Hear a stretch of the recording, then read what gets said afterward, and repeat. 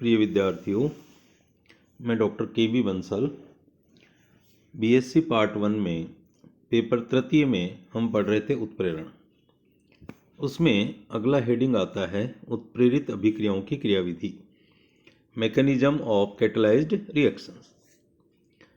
तो देखिए, उत्प्रेरक और अभिकारक आपस में क्रिया करते हैं। तो पहले बनता है एक मध्यवर्ती यौगिक जो आगे टूट करके बनाता है उत्प्रेरक प्लस उत्पाद। ठीक है, यहाँ हम उत्प्रेरक को तो सी कैटलिस्ट से प्रदर्शित करेंगे, अभिकारक को इंग्लिश में कहते हैं सबस्ट्रेट, तो इसलिए यहाँ हम एस से उसको रिप्रेजेंट करेंगे और मध्यवर्ती यौगिक को हम रिप्रेजेंट करेंगे एस सी से, और हमारे पास प्रोडक्ट होगा पी। ठीक है, अब इसकी क्रियाविधि देखें तो कई क्रियाविधि हो सकती है इसकी। प्रथम क्रियाविधि है कि S plus C equal to S C. यहाँ पर K जो है वेग नियतांक है और यह अभिक्रिया मंद गति से होती है। दूसरे पद में एस सी तीव्र गति से किस में टूटता है? P प्लस सी में। P मीन्स प्रोडक्ट और C मीन्स कैटलिस्ट। समीकरण नंबर 2।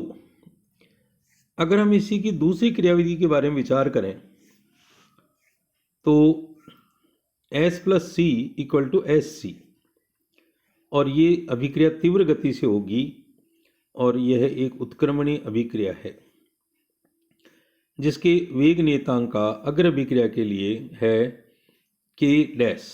क्या है? K dash. दूसरे पद में एस सी मंद गति से टूटता है किसमें? P प्लस सी में। अब आप देख रहे हैं क्रियाविधि फर्स्ट में पद 1 वेग निर्धारक पद है। क्यों भाई? क्योंकि ये धीमा पद है, मंद पद है, और आप जानते हैं कि मंद पद को हम वेग निर्धारक पद कहते हैं और अभिक्रिया का वेग उसी से निकाला जाता है।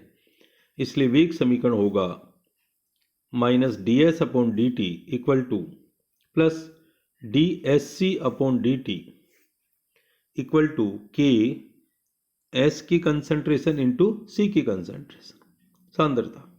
ठीक है, ये हो गया आपका समीकरण नंबर 5। क्रियाविधि सेकंड की बात करें तो इसमें पद 3 तीव्र है, तेज गति से होता है और ये साम्य में है। किसमें? साम्य अवस्था में। तथा मध्यवर्ती यौगिक की सांद्रता पद 3 के साम्य स्थिरांक पर निर्भर करती है। मध्यवर्ती यौगिक जो एससी है उसकी कंसंट्रेशन किस पर निर्भर करेगी? पद 3 के साम्य स्थिरांक, इक्विलिब्रियम कांस्टेंट। इसलिए वेग समीकरण क्या होगा? D S C upon D T equal to minus D S upon D T equal to k dash के इंटू एस की कंसंट्रेशन इंटू सी की कंसंट्रेशन, या ऐसा कहें के double dash into S into C. समीकरण नंबर 6। यहाँ के डबल डैश क्या है? संगठित वेग नियतांक, कंपोजिट रेट कांस्टेंट, और ये के डबल डैश किसके बराबर है?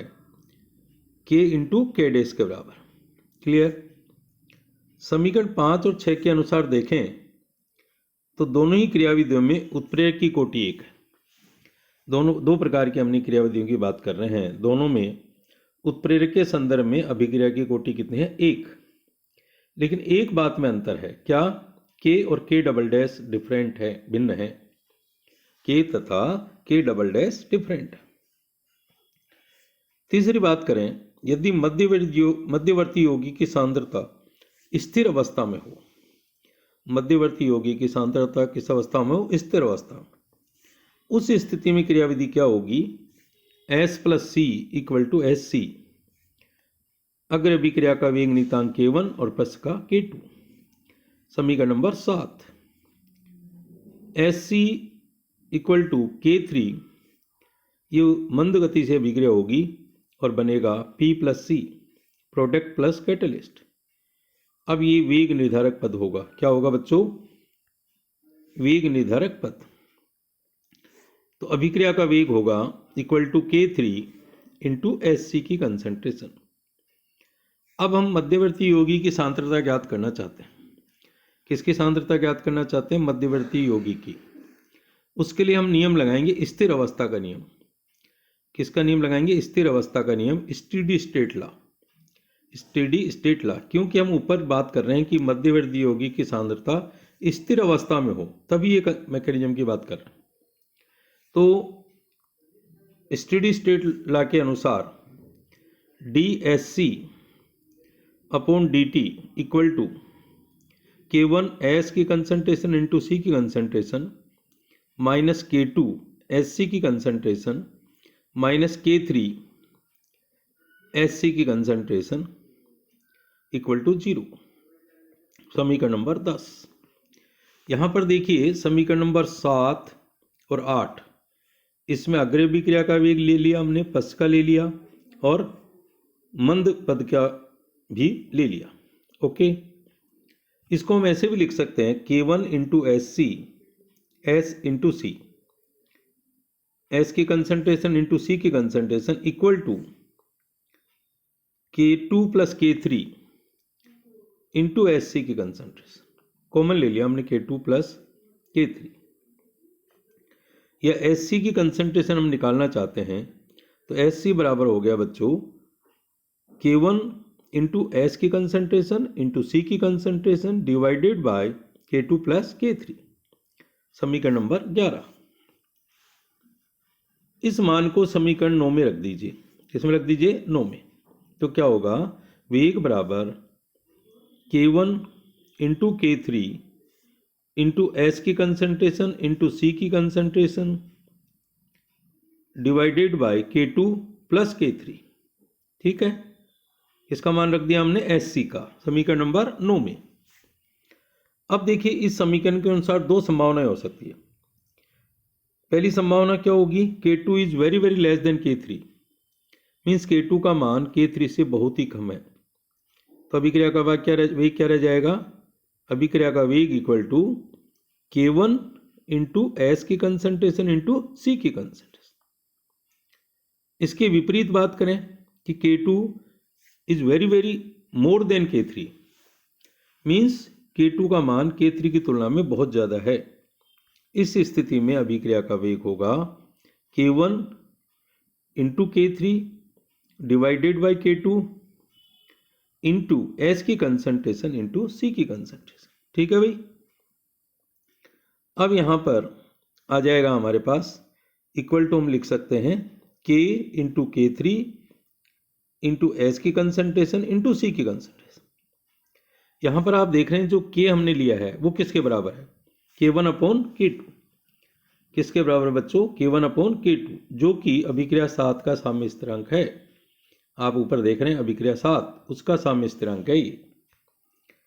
ठीक है, अब हम कहेंगे समीकरण 12 के अनुसार अभिक्रिया का वेग equal to minus DS upon DT equal to DP upon DT equal to K1 into K3 into S की कंसंट्रेशन इंटू सी की concentration divided by K2 plus K3। या इसको ऐसे कह दें KC इक्वल टू एस की concentration into C की concentration. समीकरण नंबर 16। अब यहाँ पर आप देखेंगे कि समीकरण 13, समीकरण 5 और समीकरण 15 समीकरण 16 के समान है। क्या मतलब? समीकरण 13, समीकरण 5 और समीकरण 15 समीकरण 16 के समान है। इस प्रकार साम्यावस्था वेग समीकरण 5 महत्वपूर्ण है, चाहे मध्यवर्ती यौगिक की सांद्रता स्थिर अवस्था में है या विकारकों के साथ साम्य में। तो समीकरण 5 हमारे लिए महत्वपूर्ण हुआ, चाहे कंडीशन कोई सी भी हो, चाहे मध्यवर्ती यौगिक की सांद्रता स्थिर अवस्था में हो या अभिकारकों के साथ किस में हो? साम्य में।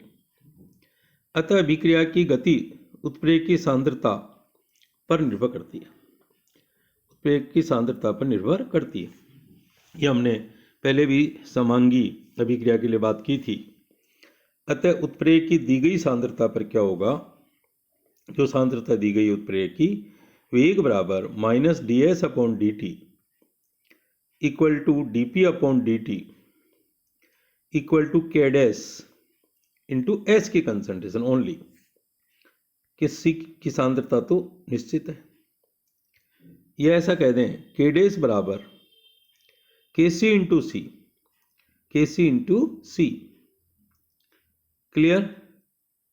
और हमारे पास बराबर होगा K1 into K3 divided by K2 plus K3 into C. Clear. यहाँ पर हमने क्या किया कि ऊपर जो है K डैश लगा दिया और C छोड़ दिया। ठीक है। अब K डैश किसके बराबर है? KC इंटू सी के बराबर है। ठीक है, जो कि किसके बराबर होगा? KC इंटू सी के बराबर होगा। तो KC का मान रख दीजिए और C का रख दीजिए, तो ये हो गया K1 into K3 into C divided by K2 plus K3। ठीक है, इसका अर्थ ये हुआ कि K1 directly proportional to C। अतः K डैश उत्प्रेरय की सांद्रता C के समानुपाती है। K डैश क्या है? उत्प्रेरय की सांद्रता के समानुपाती। और KC क्या है यहाँ? ये उत्प्रेरक गुणांक है। KC क्या है यहाँ पर? उत्प्रेरक गुणांक, catalyst coefficient. Okay, thank you.